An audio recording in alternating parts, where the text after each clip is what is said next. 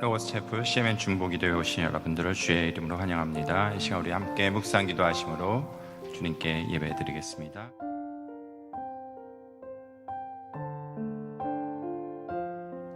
여호와여, 나의 말에 귀를 기울이시사 나의 심정을 헤아려 주소서.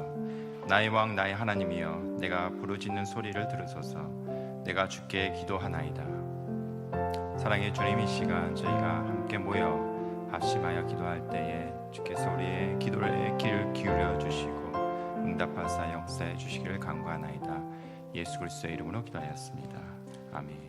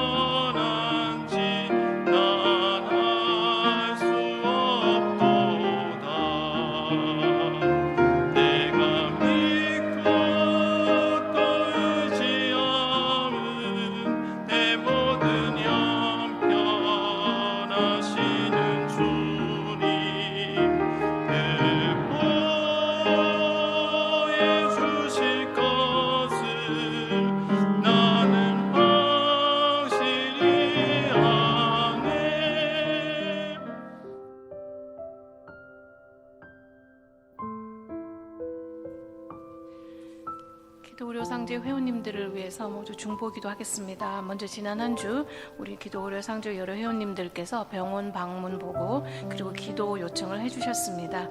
임신 소식 전하신 회원님 계십니다. 조지아의 황 회원께서 임신하셨음을 알려주셨습니다. 검사와 치료 예정이신 회원님들 계십니다. 캘리포니아 유 회원께서는 더블 비전으로 인해서 브레인 MRI 검사 등을 하셨는데요. 이상을 발견하지 못해서 현재는 좀 더 정밀한 검사 중에 있음을 알려주셨습니다. 일리노이 이 회원께서는 여성암 진단 후에 앞으로 치료 예정이심을 알려주셨습니다. 뉴저지 위 회원께서는 검진 중에 신장에 혹을 발견하시고 전문의 만날 예정임을 또한 알려주셨습니다. 텍사스의 김 회원께서는 여성암 관련해서 수술 예정임을 알려주셨습니다. 치료 중 혹은 치료 후 회복 중에 계시는 회원님들 계십니다. 캘리포니아 방 회원께서는 미니 스트로크 치료 후에 회복 중에 계십니다. 뉴욕의 김 회원께서는 여성암 치료 중에 계십니다. 재발과 전이 없이 강건하게 모든 치료를 이겨낼 수 있도록 함께 기도해 주십시오 하셨습니다. 텍사스의 김 회원께서는 여성암 수술한 부위가 완전히 회복이 되고 재발하지 않기를 소망합니다. 기도해 주십시오 하셨습니다. 텍사스의 이 회원께서는 현재 간암 치료 중에 계십니다. 치료가 잘 이루어질 수 있도록 기도 요청해 주셨습니다. 사망 소식 전하신 회원님 계십니다. 워싱턴의 김 회원께서 여성암 투병 중에 지난 1월 1일에 돌아가셨음을 가족분께서 알려주셨습니다. 남겨진 가족분들을 위해서 하나님의 위로가 함께 할 수 있도록 기도하여 주십시오. 1월 4일에서 1월 10일 기간 동안 함께 나눈 의료비 내역입니다. 총 87명의 회원님들에게 의료비가 나눔되었습니다. 이 회원님들이 의료기관으로부터 받아오신 원금이 32만 1,581불 32전이었습니다. 이 중에서 할인 혹은 재정 보조 등의 금액 조정이 적용된 후에 아직 진행 중에 있는 의료비를 제외하고 해당 기간 동안 정산이 완료되어 함께 나눈 금액이 83,402불 50전이었습니다. 그중 가장 큰 금액 나눔 받으신 회원님의 원금이 53,498불 77전이었으며 우리 회원님께서 받아오신 할인 금액 적용된 후에 해당 기간 동안 진행이 완료되어 함께 나눈 금액이 14,259불 56전이었습니다. 우리 회원님들 한 분 한 분의 참여로 의료비 나눔을 할 수 있었음에 감사드리며 금주 목록의 회원님들 외에도 장기간 동안 치료 중에 계시는 회원님들, 사역자님들 많이 계십니다. 그분들에게 하느님의 치유와 회복의 손길이 함께 할 수 있도록 다 함께 기도하겠습니다.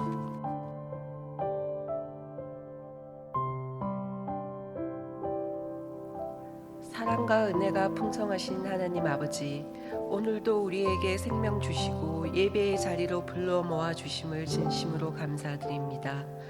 혼란한 세상 속에서도 변함없이 우리를 붙드시고 날마다 필요한 은혜를 공급해 주시는 주님의 신실함을 찬양합니다. 숨 쉬는 것 하나, 하루를 살아내는 것 하나까지도 모두 주님의 은혜임을 고백하며 이 시간 겸손히 주 앞에 나아옵니다. 주님, 이 시간 간절한 마음으로 주님 앞에 중보하며 나아갑니다. 질병으로 인해 고통 가운데 있는 기도구려 상조의 회원들을 주님 손에 올려드립니다. 육신의 연약함으로 인해 아픔과 불안, 두려움 속에 있는 지체들을 주님께서 친히 찾아가 주옵소서. 사람의 손으론 다 할 수 없으나 전능하신 주님께는 불가능이 없음을 믿습니다. 치료의 하나님께서 그들의 몸을 만져주시고 병든 곳마다 세임과 회복의 은혜를 허락하여 주옵소서. 끝이 보이지 않는 터널을 지나고 있는 것 같을지라도 주님께서 그들의 지팡이가 되어 주셔서 다시 일어설 힘을 주시옵소서. 병상에서 긴 시간을 보내며 마음까지 지쳐있는 영혼들에게 주님의 평안을 부어주시고 고통 중에도 낙심하지 않도록 믿음으로 붙들어 주옵소서. 치유의 가정 속에서 주님을 더욱 깊이 신뢰하게 하시고 이 시간을 통해 오히려 하나님의 살아계심을 경험하는 귀한 시간이 되게 하여 주옵소서. 주님, 곁에서 눈물로 간호하며 함께 아파하는 가족들을 위해서도 기도합니다. 그들의 육체적 필요를 감당할 수 있도록 도우시고 경제적 부담이 기도구록 상조회를 통해 덜어지게 하시며 마음의 짐이 그들을 짓누르지 않도록 주님께서 친히 붙들어 주옵소서. 또한 그들을 돌보는 가족들과 보호자들에게도 위로와 새 힘을 더하여 주시고 지치지 않도록 주님의 사랑으로 감싸 주옵소서. 의사와 간호사, 모든 의료진에게 지혜와 분별력을 주셔서 그들의 손길을 통해 하나님의 선한 뜻이 이루어지게 하옵소서. 주님, 우리의 기도를 들으시는 분이 하나님이심을 믿습니다. 아픈 자를 고치시는 분도 눈물의 기도를 헛되이 하지 않으시는 분도 하나님이심을 신뢰합니다. 모든 상황 가운데 하나님의 선하신 뜻이 이루어지게 하시고 치유와 회복의 응답으로 하나님께 영광 돌리는 날이 속히 오게 하옵소서. 이 모든 말씀 우리를 구원하신 예수 그리스도의 이름으로 간절히 기도드립니다.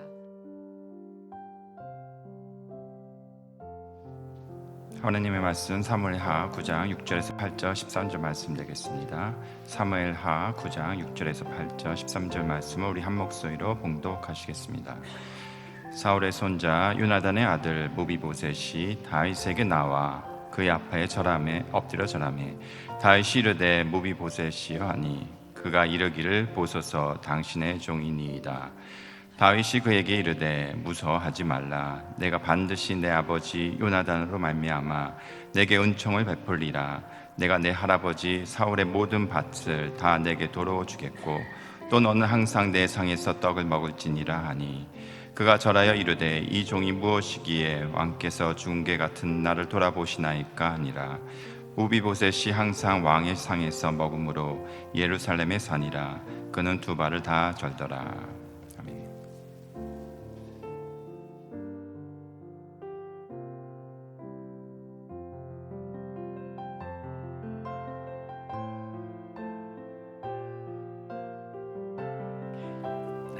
기도하겠습니다. 주님, 오늘 말씀으로 생명의 말씀으로 저희에게 다가와 주시옵소서. 성령 하나님, 주님의 생명의 말씀이 저희 10년 가운데 심겨져 천국 복음의 열매가 30배, 60배, 100배 맺히게 하여 주시옵소서. 예수 그리스도의 이름으로 기도드립니다. 아멘. 네, 오늘은 참 특이한 비운의 한 사람을 소개합니다. 이름도 특이해요. 이분 이름이 자 같이 한번 읽어볼까요? 무비보셋. 한국말로 무비보셋. 무비보셋. 할 수 있죠? 무비보셋. 이때 영어로 하면 조금 더 어려워져요. 예, 메피보셋. 근데 이거 이제 성경을 읽는다 하더라도 이 이름을 알면은 이 사람 좀 성경 읽었구나 하는 이게 될 수 있으니까 이 이름 무비보셋. 이분은 참 그렇게 유명한 그런 성경의 인물은 아니지만 그러나 굉장히 중요한, 특별히 저희들에게는 중요한 그런 인물입니다. 이 무비보셋은 왕족의 자손이에요. 그 다윗의 절친이었던 요나단 아시죠? 요나단의 유일한 아들이었습니다. 그러니까 사울 왕의 독자였죠. 그러니까 사울 왕의 장남이 요나단이고 그 요나단의 유일한 아들이었으니까 흔히 말한 세자로 책봉된 그런 차기 왕으로 될 수 있었던 사람이었죠. 그러니까 자라면서 얼마나 그 궁궐에서 할아버지와 아버지의 사랑을 받으면서 호화 호식 속에서 자랐겠습니까? 그 아기는 궁궐의 정치 같은 거 그럴 때 모를 때였지만은 그 당시는 사울 왕은 골리앗을 쓰러뜨린 소년 다윗을 시기하고 그가 혹시 왕자를 넘볼까봐 여러 차례 다윗을 죽이려고 하죠. 그러나 그 아버지 요나단은 참 사람이 달랐어요. 굉장히 용맹했고 또 의로운 사람이었습니다. 그리고 요나단은 다윗과 절친이 됐죠. 그리고 언약으로서 의형제를 맺고 차마 아버지 사울에게 대적은 못하였지만은 마치 다윗의 앞날을 예언이라도 하듯 아버지의 그런 위협으로부터 도망할 수 있게 이렇게 얘기를 합니다. 그러면서 이런 내용으로 서로 언약을 맺어요. 사무엘상 20장 말씀인데 너는 나의 사는 날 동안에 여호와의 인자를 내게 베풀어서 나로 죽지 않게 할 뿐 아니라 여호와께서 너 다윗의 대적들을 지면에서 다 끊어버린 때에도 너는 내 인자를 내 집에서 영영히 끊어버리지 말라 하고 이에 요나단이 다윗의 집과 언약하기를 여호와께서 다윗의 대적들을 치실지어다 하니라. 요나단이 다윗을 사랑함으로 그로 다시 맹세케 하였으니 이는 자기 생명을 사랑함 같이 그를 사랑함이었더라. 우리가 다윗과 요나단 참 그 믿음의 형제로서 가질 수 있는 그런 좋은 관계의 예표로 저희가 많이 얘기를 하죠. 아무튼 사울 왕은 다윗을 죽이려고 몇 차례 시도했지만 실패했고 사울은 블레셋 군대와 전쟁을 하다가 전쟁에서 요나단과 사울 왕이 함께 전사를 합니다. 사울과 요나단이 죽었을 그때는 이 무비보셋은 5살이었어요.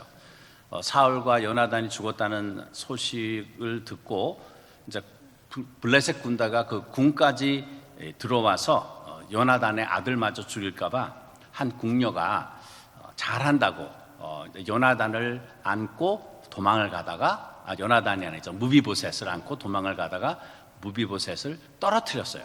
그래서 두 다리가 다쳐서 그때부터 두 다리를 못 쓰는 불구가 되었습니다. 뿐만 아니라 여러분 사극 같은 거 보시면 알겠지만 한 왕 때가 망하면은 이 다음 왕이나 또는 그 침략군이나 이런 사람들이 와가지고 그 왕의 완전히 삼족을 멸한다는 말이 있죠. 왕의 씨앗을 말립니다. 왜냐하면은 그 왕정 시대는 그 다음에 이제 그 왕에 반역하는 그런 어떤 세력이 일어나면은 그 전 왕의 자손 중에서 누군가를 찾아가지고 그 사람을 명분으로 세워가지고 이 반역을 깨하고 하는 그런 일이 사극을 보면은 많이 나오는 것 같아요. 아무튼 그러기 때문에 이 왕의 그러니까 왕족인데 다음 왕이 등장하면은 이건 죽었다고 100% 죽었다고 보면은 돼요. 그러니까 이 정통 세자가 될 수 있었던 무비보셋의 목숨은 정말로 위험했죠. 그리고 실제로 그 다윗 이제 사울 왕이 죽고 나서 사울 왕의 그 군대 장관이었던 사람이 사울 왕 중에 또 아들이 몇이 있었어요. 요나단 외에도 그 중에 한 사람을 왕위로 내세워서 다윗과 전쟁을 합니다. 이런 일이 있었기 때문에 무비보셋은 정말로 위험한 상황이었죠. 아무튼 무비보셋 입장에서 보면은 궁궐에서 정말 다음 왕이 될 수 있었던 그런 사람이 할아버지, 아버지의 사랑받으면서 그 궁궐의 허화호식을 하다가 하루아침에 고아가 되고 또 두 다리를 못 쓰는 불구가 되고 그리고는 자기 목숨이 위태로워서 숨어 사는 그런 하루아침에 인생이 몰락하는 그런 경우가 되었습니다. 그러다가 세월이 한 10여 년 지나서 다윗이 이제 여러 전쟁을 거쳐서 승리하고 이스라엘을 평정하게 됐죠. 그리고는 여러 공신들에게 여러 지역을 다스리게 하고 중직을 맡기는 그런 때가 됐습니다. 그때쯤 되니까 다윗도 전쟁을 하다가 좀 평화로운 시절이 오니까 좀 여유가 있어서 그런 생각을 하게 됐나 봐요. 그 이야기가 오늘 사무엘하 9장 이야기입니다. 1절에서 이렇게 시작이 됩니다. 다윗이 가로되 사울의 집에 오히려 남은 사람이 있느냐? 내가 요나단을 위하여 그 사람에게 은총을 베풀리라. 그 다윗이 아닌 왕이 이런 얘기 했다면은 괜히 이렇게 얘기해가지고 남은 왕족을 이렇게 찾아가지고 죽이려고 이런 것을 충분히 의심할 만한 일일 것 같아요. 그러나 요나단을 위하여 다윗이 요나단가 가졌던 그 언약 때문에 우리는 또 뭐 성경을 통해서 다윗의 품성을 알기 때문에 정말로 은총을 베풀려고 그랬어요. 그래가지고 수소문을 해보니까 우선 사울 왕의 종이 하나가 있었습니다. 이 사람은 이 사람 이름은 여러분 따라하지 마세요. 이 사람은 이름도 그렇고 조금 문제가 있었던 사람이에요. 그건 오늘은 이 사람이 주인공이 아니니까 이름이 시바였습니다. 그래서 이 종이 이제 요나단의 아들 무비보셋이라는 사람이 있고 불구며 로드발이란 동네에서 살고 있다라고 이렇게 소식을 전했어요. 로드발이란 그 동네 이름의 그 의미가 풀이 없다란 그런 의미가 있대요. 그러니까 모르겠습니다. 아무튼 그걸로 추정해 봐서는 그게 그렇게 좋은 동네는 아니었고 아무튼 사람의 눈에 띄지 않게 숨어서 살아야 되는 그런 입장이었고 붉으니까 마음대로 돌아다닐 수 없는 그런 사람이었죠. 누군가의 이렇게 보호 아래 그렇게 지냈던 사람인 것 같습니다. 그러나 다윗 왕은 이제 무비보셋을 불렀습니다. 무비보셋을 다윗 왕이 찾는다 했을 때 무비보셋은 혹시 이젠 결국 죽었구나라고 그런 생각을 했을지도 모르겠어요. 왜냐하면은 사울 왕이 보통 사람이었으니까 다윗 왕을 죽이려고 안간 힘을 썼던 그 사람이잖아요. 그리고 아까도 말씀드렸듯이 그 사울 왕의 군대 장관이 사울 왕의 자손을 왕으로 추대해서 다윗과 전쟁을 했었어요. 그런데 오늘 읽었던 6절에 보면은 이제 그 무비보셋이 다윗 왕 앞에 나옵니다. 그래서 엎드려 절하니까 다윗이 가로되 무비보셋이여 이름을 먼저 부르고요. 그 다음에 주의 종이 여기 있나이다 하니까 다윗이 가로되 먼저 하는 말이 무서워 말라. 내가 너를 죽이지 않을 거다. 무서워하지 말라.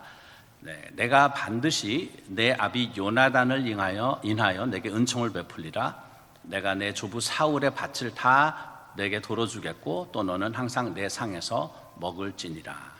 그러니까 모든 재산을 그 왕이 가졌던 재산을 무비보셋에게 회복시켜주고 뿐만 아니고 항상 내 상에서 먹을지니라 그래요. 그때 이제 무비보셋에서 대답을 하죠. 절하며 가로되 이 종이 무엇이간데 왕께서 죽은 개 같은 나를 돌아보시니까. 무비보셋은 자기를 삶을 개 같다고 생각했어요. 그리고 아마 그렇게 비슷하게 인생을 살고 있었을지도 모르겠어요. 그런데 다윗은 그런 어떤 재물적인 모든 축복과 신분을 회복할 뿐만이 아니라 왕하고 같이 예루살렘에서 살면서 이제 그 풀도 자라지 않는 그런 동네에서 살지 말고 예루살렘에서 살고 왕하고 항상 겸상을 하자. 우리말로 하면은 이 상을 같이 한다는 거는 뭐 저희도 그렇잖아요. 누구하고 밥 한 끼 먹고 특별히 겸상하면은 이거는 굉장히 그 동급이 되는 거고 친밀한 관계를 가지는 거. 우리 뭐 드라마 보더라도 뭐 아버지하고 겸상은 아무나 하지 않고 그 상에만 뭐 좋은 음식이 노인되는가 이런 뭐 그런 거가 있잖아요. 아무튼 무비보셋한테 다윗의 아들에게 주는 똑같은 그런 물질적인 그런 축복만이 아니라 다윗을 정말 아버지처럼 여기고 교제할 수 있는, 그래서 같이 상에서 왕자들하고 밥을 먹었다 그랬어요. 무비보셋은 자연적인 환경을 보면 당연히 죽어야 할 그럴 사람인데 그 언약 때문에, 아버지 요나단과 다윗의 언약 때문에 재물과 신분, 또 자기가 부릴 수 있는 하인들, 그리고 무엇보다도 왕과 함께 교제를 나눈 겸상을 하게 되었습니다. 불구자는 그 당시 이스라엘의 법도에 의하면은 왕 가까이 올 수도 없어요. 왕의 이 시야에 불구자가 들어오면 안 돼요. 왕이 있는 궁궐에는 몸에 결함이 있는 사람은 왕 앞에 올 수가 없었어요. 그 당시는 뭐 병 이런 데 대한 그런 두려움도 있었고, 불구가 왕 앞에 설 수 있다는 것은 뭐 허락도 안 되는데 뿐만 아니라 같은 상에서 매일 밥을 먹는다. 이거는 정말 그 당시의 법도를 넘는 굉장한 은혜였죠. 무비보셋은 어떻게 보면 비운의 사람이었지만은 정말 하나님의 은혜로, 다윗의 은혜로 결과적으로는 형통하게 된 사람입니다. 성경을 보면은 그 전에 또 그 후에 무비보셋의 다른 이야기가 등장합니다만, 아무튼 그 숨어 살고 불구가 되고 정말 개 같은 삶을 살던 무비보셋이 회복이 되었습니다. 그 회복에 저희가 박수를 치면서 또 우리는 무비보셋이 나의 모습, 우리의 모습이 아닌가 생각해 봅니다. 우리는 신분이 죄인이었습니다. 예수 그리스도를 알지 못하였던 우리는 신분 자체가 죄인이었어요. 죄인의 잡은 죄를 짓는 거예요. 그냥 가만히 있으면 죄를 짓는 거예요. 아무리 의로운 행위를 해도 죄인이에요. 이거는 마치 고양이를 잘 트레인시켜 가지고 강아지처럼 좀 멍멍 이게 짖게 훈련을 했다 그래요. 고양이가 야옹이 아니라 멍까지는 할 수 있었어요. 그런데 어떻게 쥐가 딱 등장하면 어떻게 됩니까? 쥐를 안 따라갈 수가 없어요. 고양이는. 이거는 그 본성이라는 거예요. 죄인의 본성이, 우리의 본성은 죄를 지을 수밖에 없었어요. 우리의 디폴트 모드가 죄였어요. 그러나 우리는 이제 그리스도 예수를 영접함으로써 우리가 이 죄인의 신분에서 벗어난 거죠. 예수를 모르면은 평생 죄 안에서 뭐 허영, 탐심, 시기, 분노, 원망 이런 마귀의 게임을 하면서 마음에는 평안을 누리지 못하고 상처를 주고 받고 그렇게 운명 탓을 하면서 살다가 죽어서는 지옥에 갈 형편이 있는 그런 것이 저희의 설정이었어요. 그러나 죄 없는 예수님이 나의 죄를 대신 지고 십자가에서 내가 받아야 할 수치, 형벌, 죽음을 대신 당하셨습니다. 그래서 우리가 예수님을 구주로 영접하면은 죄 사함을 얻고 이제 신분이 죄인에서 하나님의 자녀가 됐습니다. 하나님의 자녀가 돼도 죄를 지을 수는 있어요. 뭐 지을 수 있다기보단 죄를 짓죠, 저희가. 그러나 신분 자체가, 우리의 디폴트가 전에는 죄인이었지만은 이젠 디폴트가 하나님의 자녀인 거예요. 그래서 그리스도 예수의 은혜로 하나님의 사랑으로 성령님의 인도하심으로 우리는 이대로 그리스도 안에서 살면 어떻게 돼요? 그렇게 뭐 훌륭하고 의롭고 그런 선행을 안 하더라도 저희는 구원을 얻고 하나님의 자녀의 신분으로 하나님과 함께 살게 되어 있습니다. 우리는 그 죄인이라는 존재는 마치 초 있죠, 양초, 이런 왁스가 만약에 우리였다면은 하나님은 태양과 같은 분이었어요. 그리고 설정 자체가 왁스가 태양까지 뭐 가까이 안 가도 그냥 다 녹아버리듯이 하나님께 가까이 갈 수 없는 거의 저희 존재였죠. 그러나 이제는 어떻게 되나 그리스도 예수의 보혈의 공로로 하나님 아버지 보좌에, 은혜 보좌에 언제든지 나아갈 수 있어요.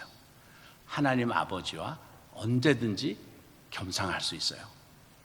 바로 이것이 복음이고 우리가 감사하는 구원이라고 생각합니다. 다윗 시편 23편 고백처럼 주께서 내 원수의 목전에서 상을 베푸시고 기름으로 내 머리에 바르셨으니 내 잔이 넘치나이다.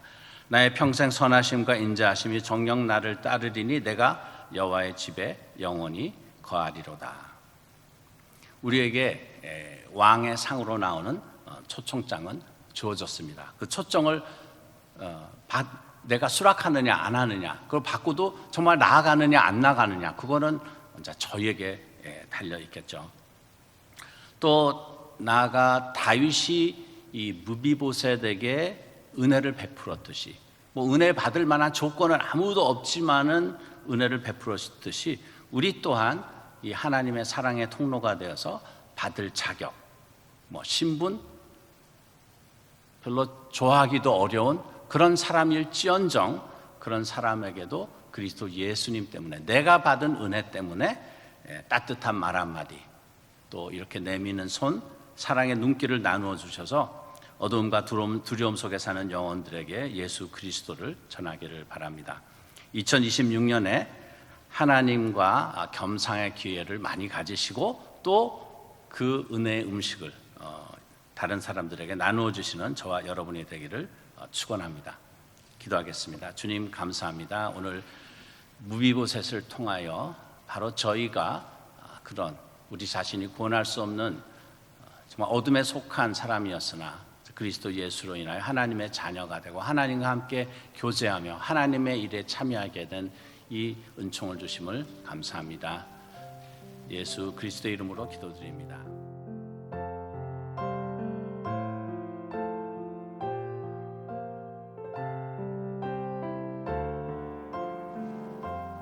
지금은 우리 주 예수 그리스도의 은혜와 하나님 아버지의 영원하신 사랑과 성령 하나님의 감화 감동 교통 임재하심이 주님의 상으로 나아가고자 하는 우리 모두 위에 로고스 선교회 회원 위에 또 환우들 위에 지금부터 영원토록 함께 하시기를 축원하옵나이다.